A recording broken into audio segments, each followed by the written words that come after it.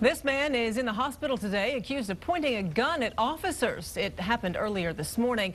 Neighbors called 911 after hearing gunfire in the 200 block of Spotted Fawn. Chris Sottigi live near the home where deputies shot a man, and they say he was given fair warning. Chris? Yes, deputies say they were here because they got several calls from neighbors about shots fired coming from this home, but actually everything was happening in the shed in the backyard. One neighbor who heard the conversation from this shed last night says the deputies did plenty of talking to Sluss before shooting.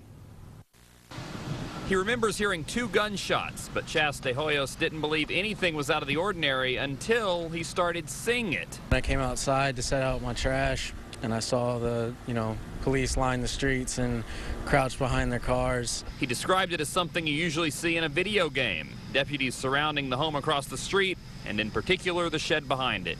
They told him to drop the gun again. They warned him several times. Williamson County deputies were here because around midnight, neighbors say they heard gunfire coming from the home.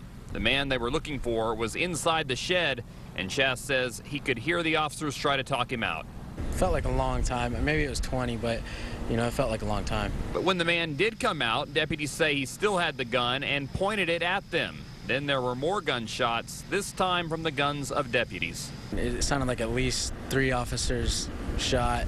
As he watched the ambulance, Chas says it looked like the man was shot in the stomach. Detective John Foster couldn't say for sure if the man lived at the home, but did say it looks like it all stemmed from some kind of domestic dispute. That's what it's looking like at this time, but like I said, we're going to be investigating it as well as the Texas Rangers. The suspect underwent surgery and is in stable condition, but his injuries may have kept him from hurting someone else. The sad thing is that a person was shot, but at least our officers got to go home tonight.